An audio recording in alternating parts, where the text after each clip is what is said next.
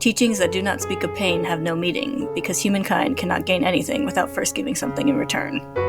In alchemy, to obtain something, something of equal value must be lost. This is equivalent exchange. Hi, welcome to Equivalent Exchange, the podcast about Fullmetal Alchemist by Hiromu Arakwa. I'm Kayla. I'm Ellen. And yeah, this is our first episode of our new series. Yeah. Talking about Fullmetal Alchemist this time. Yeah. Keeping with the early 2000s theme. Yes. I think it just speaks to when we were really, into... When we were weebs. Yes. Put it politely, yes. Alright, so it's going to be slightly different than the Fruits Basket one, because you haven't read all of Fullmetal Alchemist. That's correct. I have not. I think you've read/watched some of it. I watched the first anime, not Brotherhood, and it was quite a long time ago. Mm-hmm. And I read, I want to say into the 50s of chapters of the manga, but that was also a long time ago. Yeah. So I generally know the story, but it's basically a fresh start for me. That's how I'm treating it. Yeah. So I'm excited, frankly. Yeah. I mean, I haven't read new fiction series in a long time. Yep. I'm excited too, because Fullmetal Alchemist is one of my favorite pieces of media. Mm-hmm. So, yeah, I started off, I watched a couple episodes of the first anime, and then went looking for scanlations, because this is before it was even officially translated in manga form. Yeah, probably. And then from then on, I pretty much read the scanlations the whole time it was being published. Nice. Which was about 9 years, I think. I have the dates. Yeah, it was published from July 2001 to June 2010, so almost exactly 9 years. Wow. Yeah, and I've read it several times since then, so... So yeah, we're not going to have a spoiler section, but I'm planning to keep notes of stuff that was foreshadowed, so I remember to bring it up when it comes up later. Great. Stuff I would discuss in the spoiler section if we had one. Yes, if you're listening to this and you didn't listen to our previous podcast, Kayla and I hosted a podcast about Fruits Basket called Let's Stay Together, and we would have a spoilery discussion because we'd both read it before, but now, because I'm a baby, we won't be doing that. Yeah. But we'll keep track for later. Yep. All right, so instead we're going to go with the, summary/recap, and then just into general discussion, I guess. Let's do it. All right, let's get started. So we're reading Chapter 1 and Chapter 2 this time. All right. So in case you weren't sure what you're getting into, Fullmetal Alchemist starts with a little good old-fashioned child dismemberment. Light flashes from an unseen source in a dark room. A boy drags himself over to a strange chalk pattern drawn on the floor, bleeding heavily from the severed stump of his left leg. Alphonse, he shouts. Damn, it wasn't supposed to be like this. He's gone. Teachings that do not speak of pain have no meaning, the narration says, because humankind cannot gain anything without first giving something in return.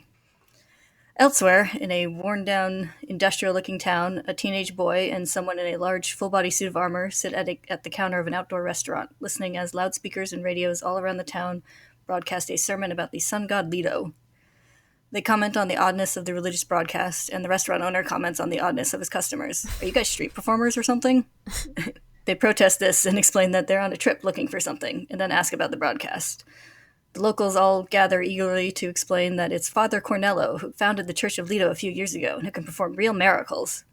The boy is unimpressed. I'm agnostic, he says. And as they get up to go, the one in the armor bumps the ceiling and sends the restaurant's radio crashing to the ground.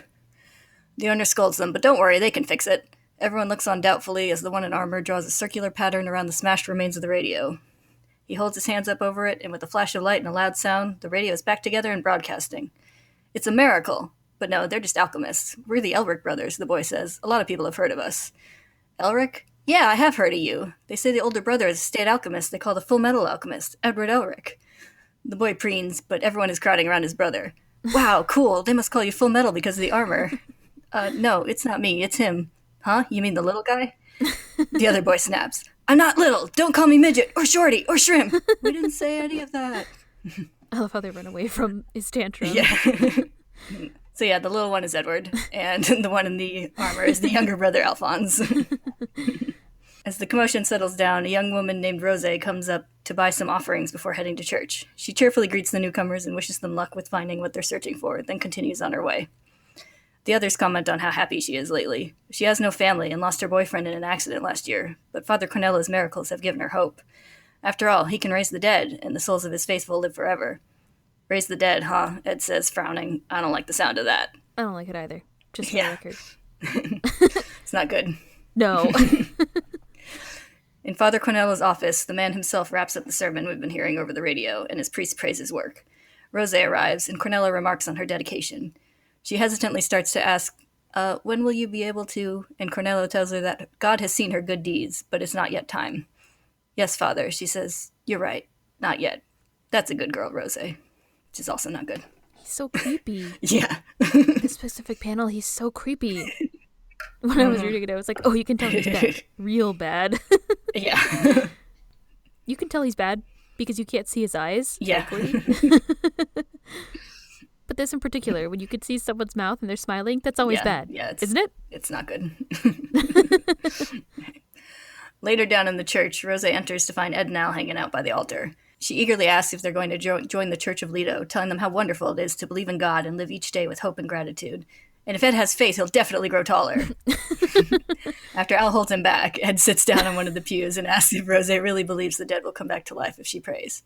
Yes, she says, I do. Ed sighs and digs a small notebook out of his pocket.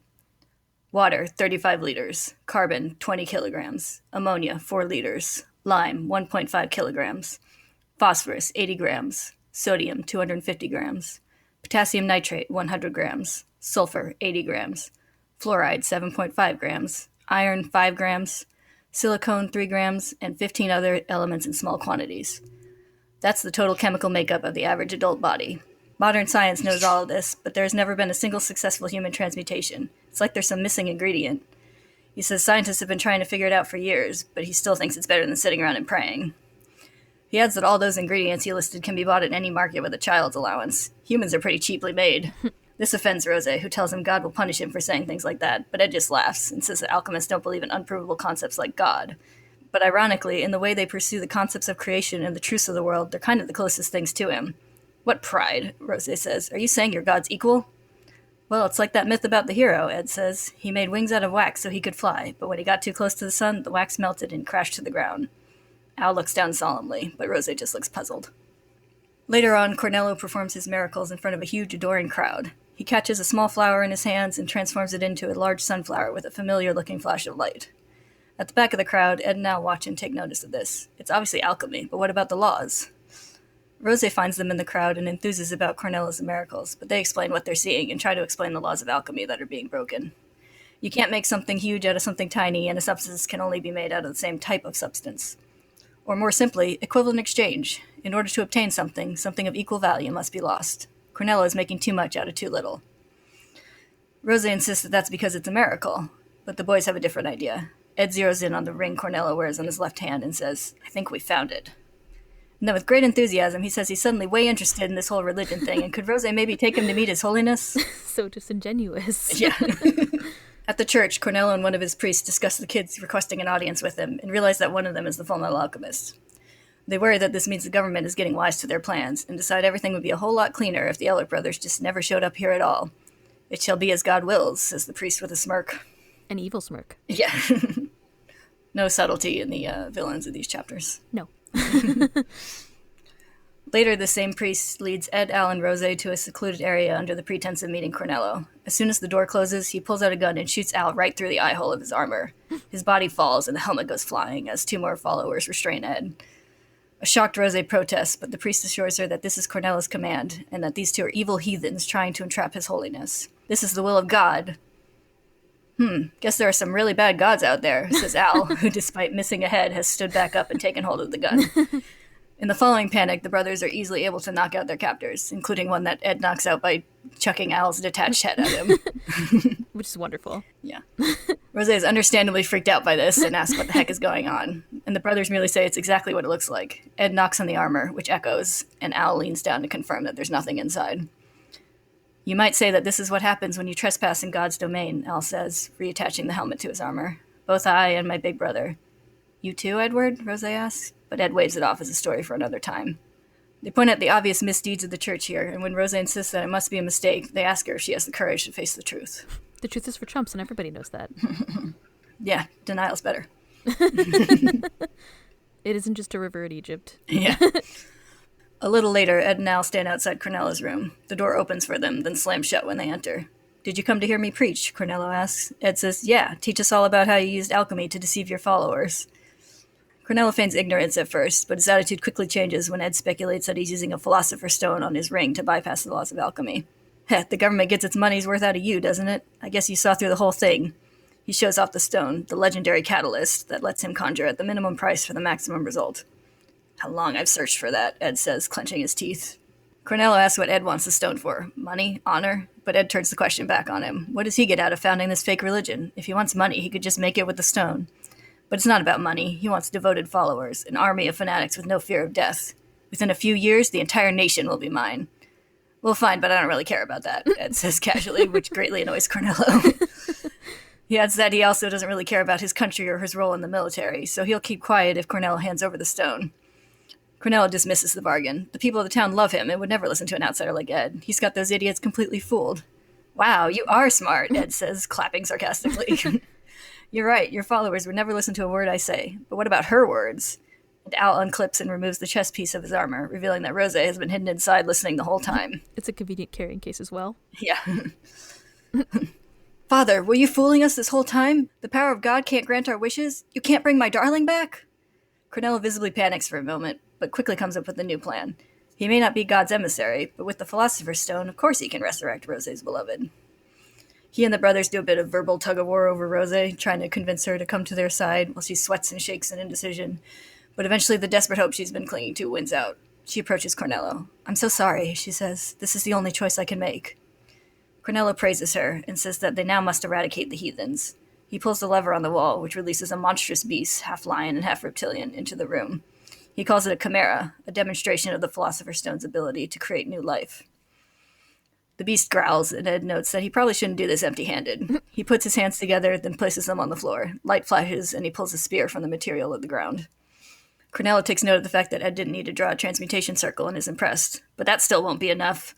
The chimera's massive claws slice through the spear easily and tear across Ed's leg, making him grab his knee in alarm. "How do you like the taste of claws that can even cut through steel?" Cornello gloats, but Ed is grinning. I like how the chimera looks shocked for the record. Yeah. It's like, what? Yeah, it's like, what? The chimera looks shocked as its claws break, and Ed kicks the beast away. "Sorry, these are custom-made," he says, and his torn pant leg shows a glint of metal underneath. The chimera tries to bite him instead, but has a similar lack of success when Ed blocks it with his right arm. "What's the matter, kitty? Tastes bad?" And he kicks it away again. "Look at me, Rose. This is what happens to those who trespass in God's domain." As Rose looks on in horror, Ed strips off his torn coat to reveal his entire right arm is made of metal. "Automail, full steel prosthetics," Cornello says, shocked. "So that's why. The Fullmetal Alchemist." Ed snarls up at Cornello and beckons with his automail hand. "Come down here and face me, you third-rate fraud. I'll show you there's no comparison between us." And that's where Chapter 1 ends. That's a good ending. I love Ed's amount of sass. Yeah. It very much comes through. He's got twice the amount of sass that should fit in that body. The automail gives him the extra ability to hold more sass. All right, Chapter 2 opens where we left off. Cornello recovers from his shock and says he understands who Ed is now. "Look at them, Rose. They dared to do the one thing forbidden to alchemists, the unspeakable crime of human transmutation. They've committed the worst possible sin." Rose remembers Ed's words. He made wings out of wax so he could fly, but when he got too close to the sun, the wax melted and he crashed to the ground. We transition to a brief flashback. Ed and Al are painfully young and eagerly researching alchemy.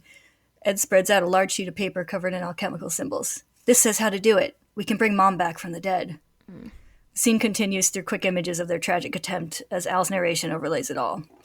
"We never had any doubts about doing it. Our mother was so kind. All we wanted was to see her smile again, even if it meant breaking the laws of alchemy. That was the only reason we were studying alchemy, after all. But the resurrection failed. My brother lost his left leg. I had my whole body taken. The next thing I saw when I opened my eyes was his armor body and a sea of blood." Back in the present, Al continues, "Even after the horrible injury of losing his left leg, my brother exchanged his right arm for my soul and put it in the suit of armor." Ed gives a dark little laugh and tells Rose, "That is what it takes to raise the dead. Are you ready to make that sacrifice?" Cornello interrupts before Rose can respond, taunting the boys about how they must want the Philosopher's Stone so they can succeed at their human transmutation, but they correct him that they only wanted to get their original bodies back. Cornello transmutes his cane into a huge gun and starts firing wildly, only missing Rose because Al picked her up and put his armor body in front of her. The boys and Rose escape through a door Ed transmutes into the wall and then easily fend off Cornello's followers, who try to stop them in the hallway. As they run, they pass the broadcasting room where Cornello delivers his sermons to town, and Ed gets an idea. A wonderful, awful idea. Like a Grinchy idea? You're like, I'm not saying. It's a pretty Grinchy smile. Yes. Up at the church's tower, a couple loyal followers go to ring the bell, only to find that there is no bell. On the roof below, Al whistles innocently as he carries it away. He works on something with the bell and a long wire while Rose looks on, and they discuss equivalent exchange again. She assumes that since they sacrificed so much, they must have been able to bring their mother back, but Al lowers his head. The thing we brought back wasn't even human anymore. And we see a glimpse of that result. A twisted arm and a tangle of dark hair and a pool of blood within the transmutation circle. Al explains that they've given up on transmuting humans. They just want to get their bodies back. But even that's a huge risk that might cost their lives. It's the fate they've chosen, but Rose shouldn't choose that path. Back in the broadcasting room, Cornello has finally caught up to Ed, who is sitting on the desk looking bored. He easily goads Cornello into a classic motive rant, screaming about his followers being idiot pawns for war who will happily die for him if he asks. Ed smirks, then starts laughing. He reveals that what Al has been working on was turning the bell into a large loudspeaker, and with the microphone at Cornello's feet, he's been broadcasting all of this to the entire city. The townspeople stare in shock. Enraged, Cornello transmutes a gun again, but Ed is quick enough to turn part of his automail arm into a blade and slice it before he can fire. Cornello tries again, shouting that with the stone he can make miracles over and over again, but this time something goes wrong. When the flash of light clears, the gun has fused rather horrifyingly with his arm. It is disgusting. Yeah. He clutches at it and screams in pain. Ed is also shocked by this, but for a different reason. It's just a rebound. Don't make a big deal out of an arm or two. Let me see the Philosopher's Stone. But the stone cracks and crumbles as it falls away from Cornello's ring, turning to nothing but dust carried away by the wind. Cornello begs for mercy while Ed despairs over the stone being a fake. Then the despair turns to fury over all they just went through over nothing, and he transmutes an enormous statue to slam a fist into the ground just in front of a terrified Cornello. I also like how he's in the spotlight. This is like, dude. Yeah. Later, Ed explains to Al about the fake stone, and they sigh over thinking they were so close, only to have to start from scratch and get back on the road to keep looking. As they turn to leave, they find Rose, collapsed to her knees on the ground. There must be some mistake. They told me he would come back to life, she says. Tears stream from her eyes. What do I do? What am I supposed to believe in now? Are you going to tell me? Well, are you? Ed tells her she'll need to figure that out on her own.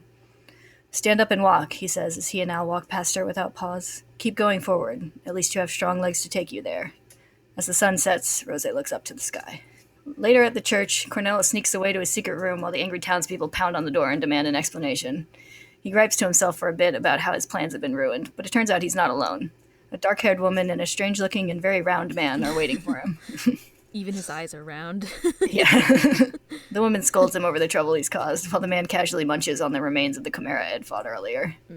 Cornello demands to know why they gave him a fake Philosopher's Stone when they said he would be able to use it to take over the country. But that was a lie. All they wanted was for him to cause a little chaos in the region. What, he really thought someone like him could be the leader of a country? Cornello shakes in rage, and the strange man asks the woman, calling her Lust, if he can eat him. No, Gluttony, you'd get a stomachache if you ate the likes of him. Cornello snaps at being so mocked and lunges forward, but not very far. Lust's fingernails extend suddenly into long, sharp lances, and one pierces clean through Cornello's skull. You are no longer of any use, she says. We see a tattoo prominently displayed on her chest, a winged serpent eating its own tail, as she pulls her hand back and he falls down dead. Lust laments that things have been going so well, and that father will be furious. As she wonders aloud what their next plan should be, Gluttony picks up Cornello's body. He grins widely, letting his large dripping tongue, which bears the same tattoo as Lust, hang out.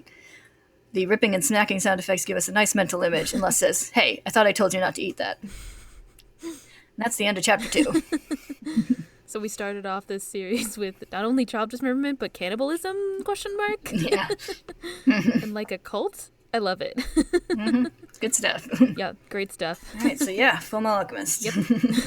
Welcome. Yeah. A little comedy, a little gore, a little tragedy.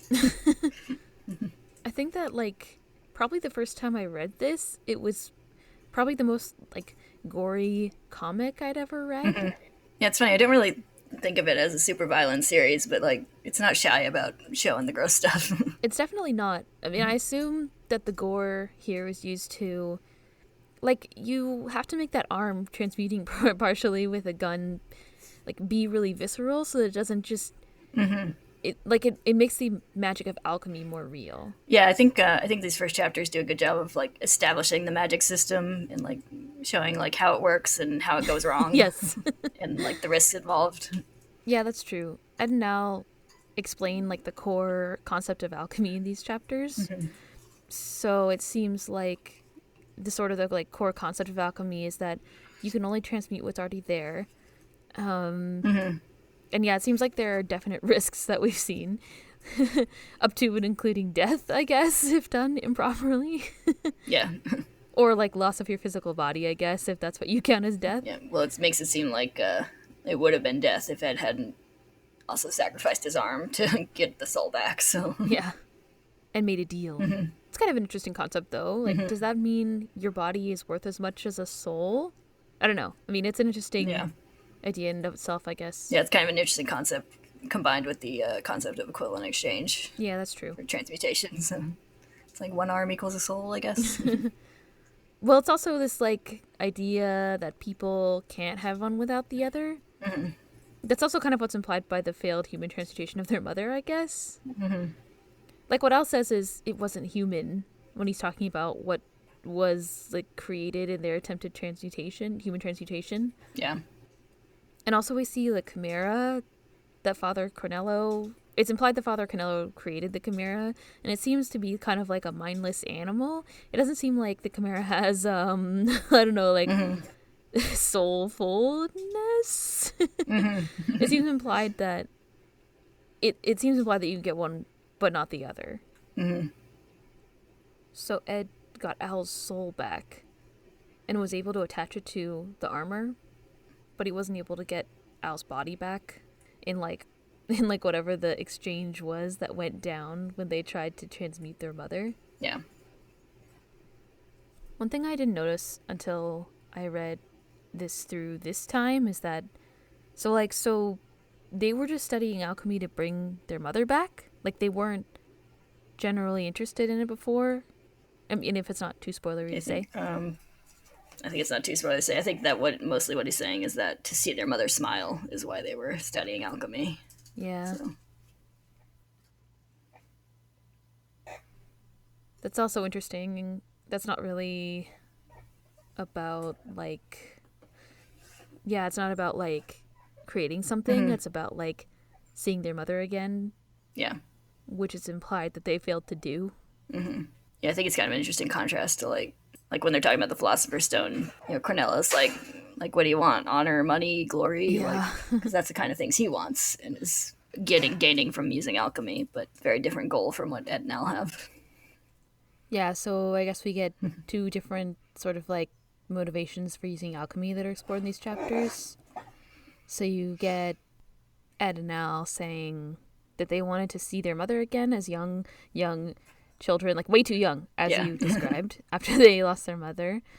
And then with Father Cornello, he wants followers so that he can take over. And he thinks that Ed and Al are there from the government, or that Ed's there from the government. Like, he thinks that the government knows what he's up to, but really they're just there because they're looking for the Philosopher's Stone. They're not, like, there on a government errand as he originally thinks. Yeah.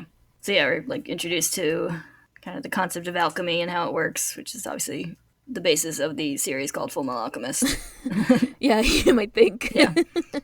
And the concept of equivalent exchange and the idea of human transmutation are all important kind of lore level stuff that's introduced in these chapters. Yeah.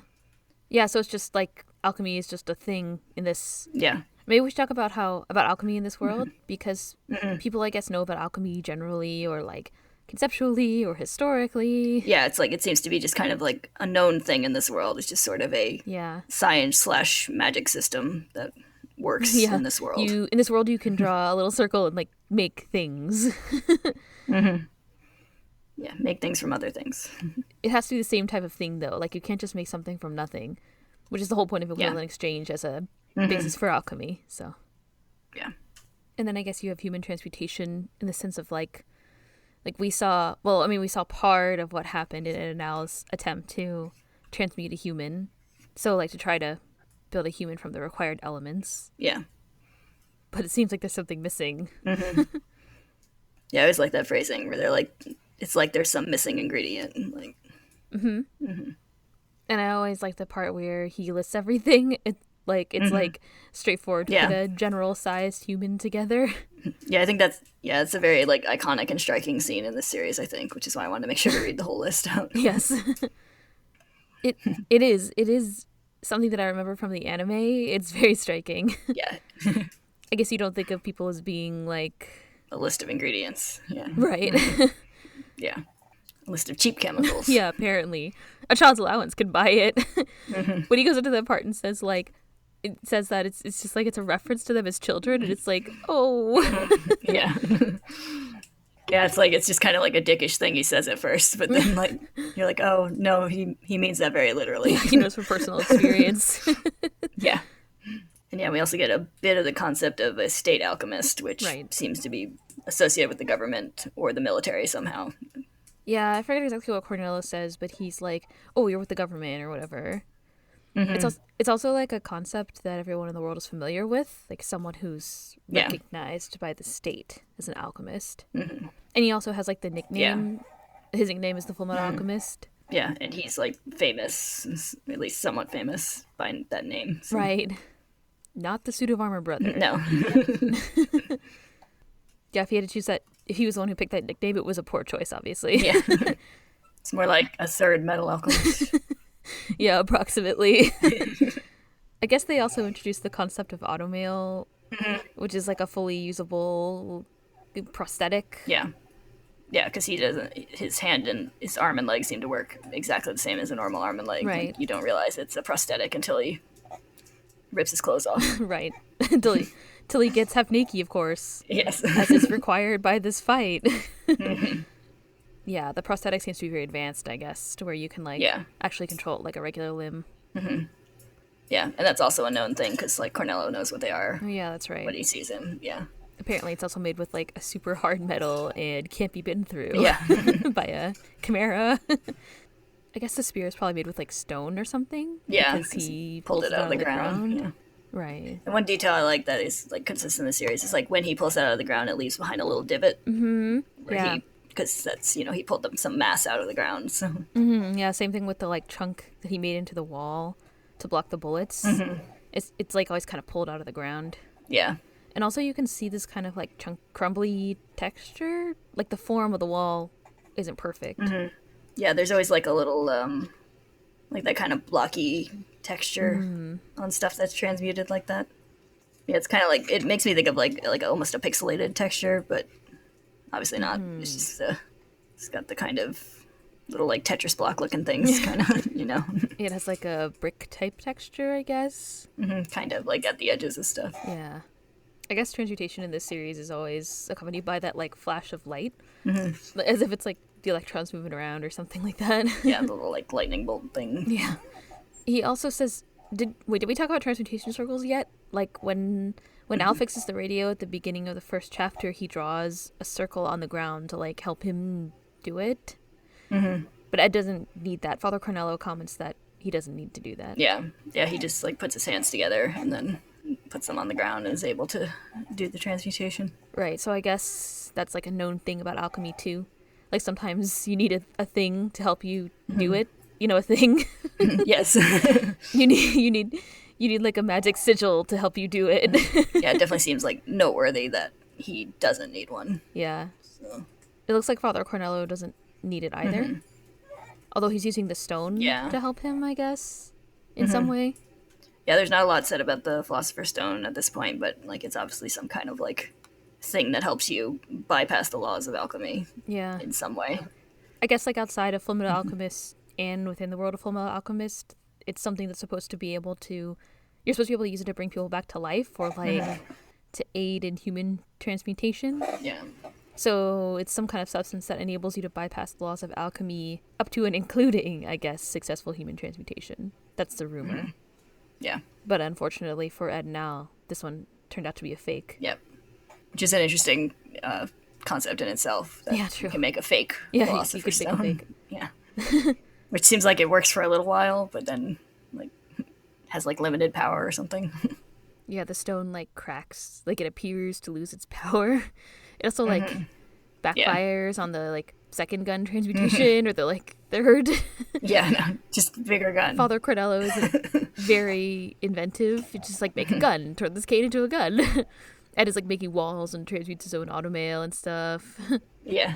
Giant statue, no big deal. Yeah, and this becomes like kind of a running background gag. But like Ed's transmutations are really tacky, like all the time. Yeah, that's true. I just love that it's already like I know it becomes a gag from reading the rest of the series. I don't think it's a spoiler to say something's a running gag. No. But it's funny to see like it's already here. Like when he transmutes the spear, it's got the dragon on it, Right. which is unnecessary. Like when he transmutes the door, it's got like a skull above it or something. Right. And then he like transmutes a giant fist statue instead of just being mad. Yeah. Ed's personality, from my recollection of the series, comes through really well here. He's kind of like over the top and like super sassy. Like Rose is like, what pride, when he's talking about being able to transmute stuff and being close to God or whatever. Yeah. But one thing that was striking to me was like how angry he is about the stone being a fake. Yeah. Like first he's disappointed, then he's really angry, and it's this like extreme frustration about not being able to find the Philosopher's Stone. Which I guess is understandable if you're missing half your body and your brother doesn't have a body and you're trying to restore it. But yeah, I just feel like his anger toward Cornello is marked. Yeah.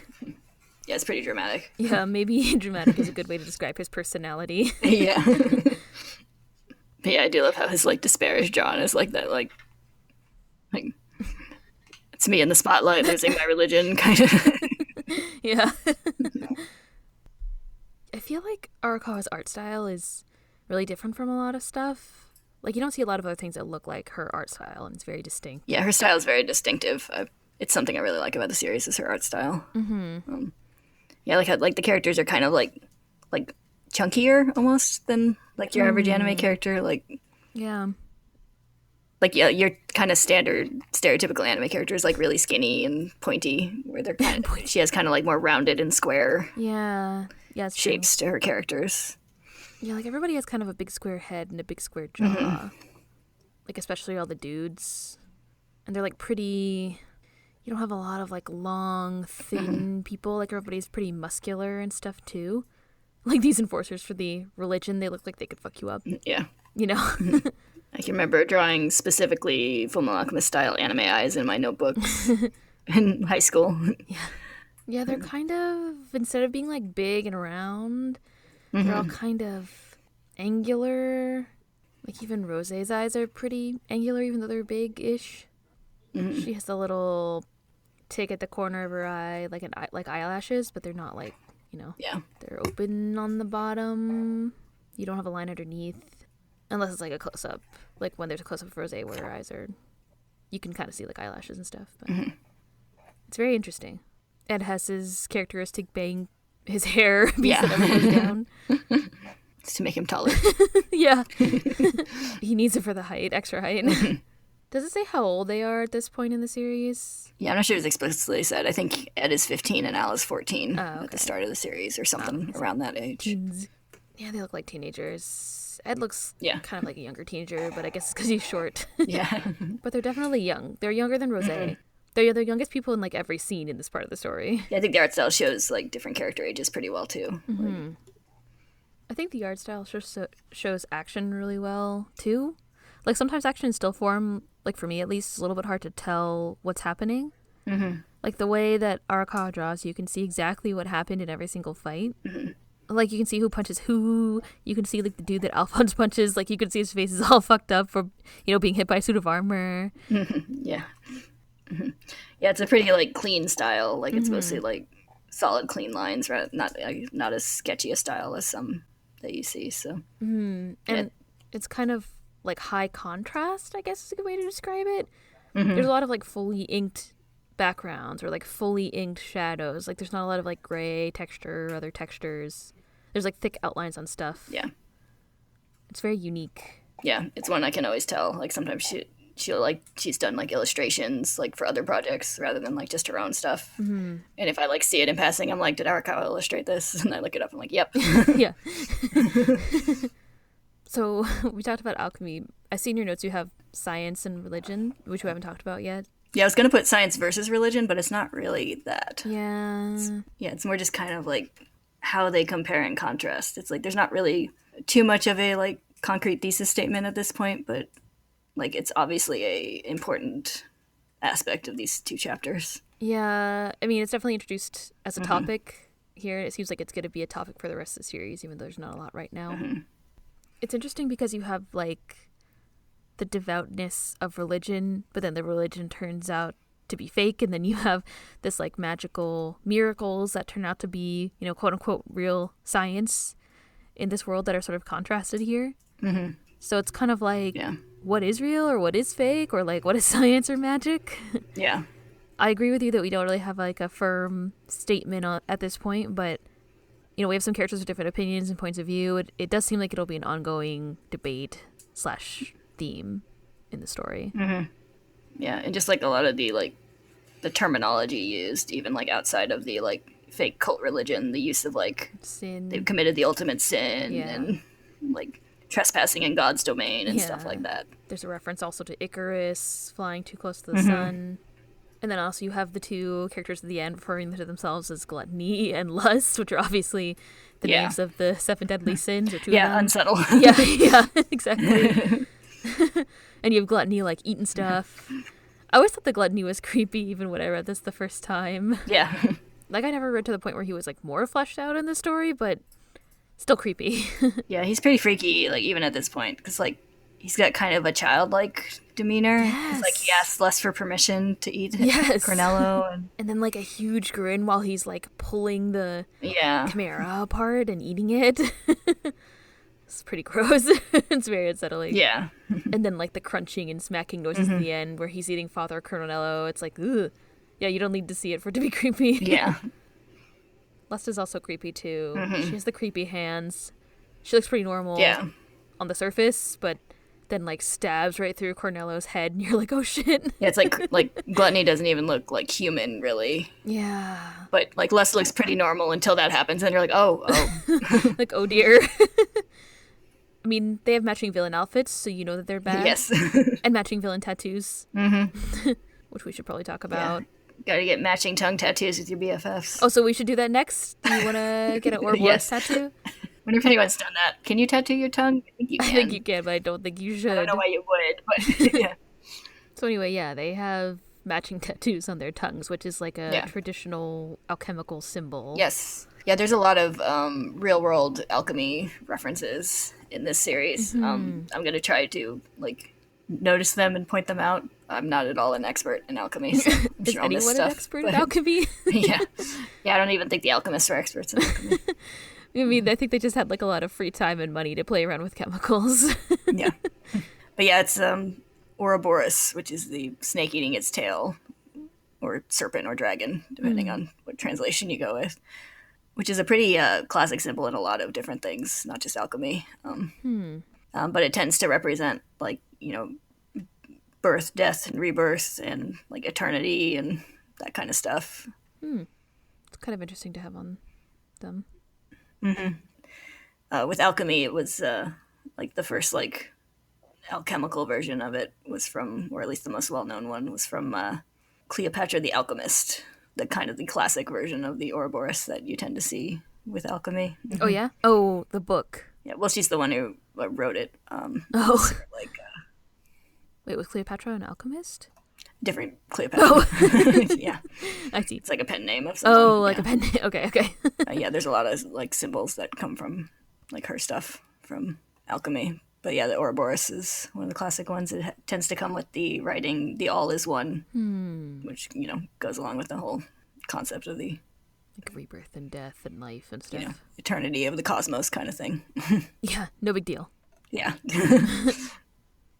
Their tattoo also has the, like, 2 triangles or the 6-pointed star in it as well. I think the triangles are like an alchemy symbol as well. Yeah, there's a lot of different triangles that you'll see in the like different transmutation circles. You can even see it in the little one Al draws toward the beginning. Triangles at the edge. Yeah, I think they represent, like, the elements and stuff. Yeah, I think it's like ones with have circles in them and other ones. And, yeah. Oh yeah, there's, like, only that in his transmutation circle. It's like a 6-pointed star and 2 circles and, like, a triangle with a line on the pointy part of the triangle.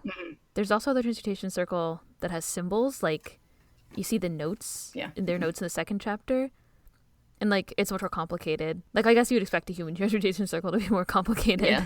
Yeah, and you can see a bit of it in the very first page when Ed is bleeding to death on the transmutation circle. Yeah, the horrible one. Yeah.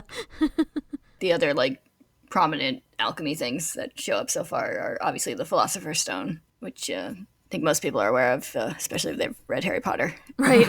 Yeah. Yes. Which is like a real world alchemy like thing to strive for. Like it's usually like the holy grail of alchemy, to bring in another religious reference. Right. Which is said to be, the elixir of life and can turn lead into gold and Right. Magic. grant immortality and all that stuff. Yes. Do you know where the Philosopher's Stone is, like, supposed to come from? What do you mean? Like, is it a substance? It's a substance that's created, right? Yeah, it's supposed to be created, because that's what alchemy, like, it's one of the, like, goals of alchemy is to create the Philosopher's Stone. And then turn your lead into gold. Yes. This is all a get-rich-quick scheme. I see. Yeah, and, like, different people were said to have, like, created the Philosopher's Stone successfully throughout history. Like Nicholas Flamel. Yeah, Nicholas Flamel. Yep, and Cleopatra the Alchemist. Oh, really? Yeah. Nicholas Flamel also contributes the famous snake and cross symbol that we see on the back of Ed's jacket and also on Al's arm. Right. Do you know what it's supposed to represent? Not really. It's kind of a vague thing with him, because, like, it was... Nicholas Flamel had, like, a book called, like, Exposition of Hieroglyphical Figures. That's a mouthful. And it had designs that he, like, commissioned based off of, like, a mysterious book he found that were, like, said to be, like, and it had to do with his, like, search for the Philosopher's Stone and stuff. And one of the symbols has a snake wrapped around a cross. It looks different from the Fullmetal Alchemist one, obviously, which is stylized, but... Yeah, the Fullmetal Alchemist one adds, like, a wings and crown and stuff, right? Mm-hmm. But yeah, the one that looks like a... like a snake on a cross. Yeah, the one that looks like a old etching. Yes. Yeah. Mm-hmm. But it's, like, the one in Fullmetal Alchemist is distinctly that snake and cross, rather than, like, the what do you call it, the medical one? The caduceus? Yeah, or the, or Hermes thing. Yes. Yeah, and there's also an older medical symbol. It's the Rod of Asclepius, which has a snake wrapped around a staff, but not a cross. So, similar kind of symbol. I'm Googling it. Oh. What is it with snakes and sticks? Is this some kind of, like, metaphor? Probably.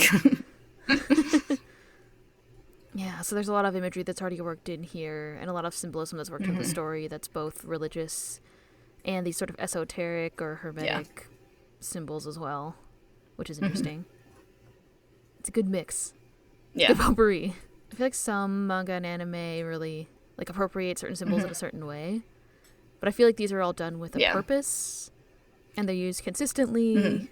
Yeah, like, you can tell there's research behind these, not just her going like, oh, that looked cool, I'll put that on one of my I want to put a characters. snake on a cross. That's pretty rad. Yeah. Yeah. I'm sure she also thought that looked cool, because she seems like that kind of Cool. person. But Yeah. Isn't that part of the point of these symbols? yeah, Fullmetal Alchemist has good symbols. Like, if you want to get a tattoo out of a manga series, you could do worse than Fullmetal Alchemist. Maybe not on your tongue, though. Yeah, for a variety of reasons. Speaking of symbols and esoteric symbols and stuff, when there's a flashback to their past and they're studying, I thought it was interesting how they had, like, a whole library, like, not just a suit of armor that Al eventually gets, like, put into, but there's another suit of armor, there's, like, a skull. So you have, like, a mix of imagery there in that scene, too, in the background. There's, like, something in a jar. It kind of looks like Mew. It does look like Mew. But yeah, they've got, like, a freaky library that they're hanging out in as kids. So. As children! Well, I guess her mom's dead, so they don't have supervision or anything. Supervision. Everybody knows children don't need supervision. Yeah. At least not in anime. On the next page, I think the representation of how their limbs are taken, which is left pretty abstract at this point, but the imagery there is pretty interesting. Like, their limbs are, like, kind of pulled apart in this black swirl. And you see that characteristic alchemy lightning. Yeah, and the little, like, pixely effect on their, like, limbs. Right. Yeah. Do you think that's, like, Arakawa's visual language for when alchemy is being performed? Yeah, I think it's, definitely associated with alchemy being performed. Yeah. Also, the white panel with tiny little bleeding Ed underneath that is really striking. Yeah. Yeah, that's what I saw. We're all like, oh, then I woke up and that's what I saw. He's like, all I could get for one arm was your soul. I think that's a telling panel of Ed's personality. He's like kind of joking. He's like, they're going through this horrible thing. Yeah. There's also like that really striking panel where Al is talking to Rose about what their mother was like when they tried to bring her back. But of course it wasn't really human anymore. And it's like the continuation of that same scene where they look over at the transmutation circle, like, and you see the twisted hand and the hair and all the blood and stuff, like something undoubtedly horrifying. Yeah. It's just another nice, striking panel. And it's drawn in that kind of outline style also. Yeah. I think that scene is pretty compelling at the end when Rosie's asking, like, what she's supposed to do now. And he says, like, stand up and walk forward. You've got 2 strong legs to do it on. Which, I mean, he doesn't. yeah. Passes her like purposefully and with the automail leg showing. It's interesting how she's kind of like, tell me what to do now without somebody to follow or without the promise of her boyfriend returning. Yeah, it's kind of sad. Like, she seems just so lost without that kind of guidance. Yeah, that perhaps offers an interesting perspective on religion too. Yeah. Where it's like she was following because she needed something to help her get through. Like, Ed had his own things that he kind of believes, that he clings to, like, I'm looking for the truth, and like, this is alchemy and there's no religion or whatever. Like, he and Rose sort of clash in their ideas in this chapter, but it seems like Ed's also pushing for something too. Yeah, there's something that he's clinging to, the idea of the fact that there's a philosopher's stone. He's so disappointed when it breaks. He's obviously really driven by that and holding on to that idea as if it's real and will happen. Yeah. You can contrast that with Rose in the same situation. Yeah, you can also contrast how they like react to it. Like Ed is disappointed, but at the end he's like, "Oh well, guess we start over. Let's go." So.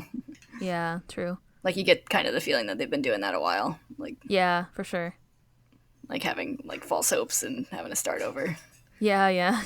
Well, they've been doing that since they tried to resurrect their mother, seems like, so... Yeah. It's like they got themselves into the situation and they're trying to get themselves out, but, like... It's hard to get a good read on Al, but with Ed, we get more of his internal sort of thoughts expressed. It's hard to get a read on Al, especially when his face never moves. Yeah. Yeah. Yeah. Yeah, Ed's definitely a more dominating presence. At this point. Yeah, it seems like they've been doing that for a long time. They're looking for something. First it seemed like they were trying to resurrect their mother, but they said they're trying to resurrect their bodies, but I suspect it's even more than that. Like, they're looking for answers. He said they're looking for the truth. The alchemists seek the truth. Yeah. We also don't have any motivation for these characters that enters the end, lust and gluttony.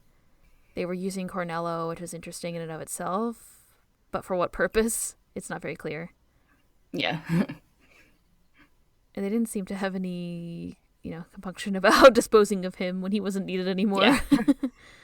And also eating him in Gluttony's case. Do you think there's anything else to say at this point in the story? Yeah, I think that's a pretty good start to the discussion. Yeah. Man, Father Cornello's such a creep. I'm just looking back at him right now. He's so creepy. Yeah. His smile is so creepy. I love the first time when Ed is like, oh, that's the Philosopher's Stone, right? And you see his facade just kind of crack for a second. It's great. Yeah. And there's a little cracking sound. Yeah. And then he becomes the evil character that we knew he was all along. Yeah, I don't have any other things to say. All right. Yeah, thanks for joining us for our first episode of our new podcast. I hope you'll stick around. Next episode, we'll be reading chapters 3 and 4. Ooh. Yeah. I'm so excited. Listen. It's a good series. Listen, you should all be excited. Everyone should be excited. Thank you for listening. We'll see you next time. Bye-bye. Bye.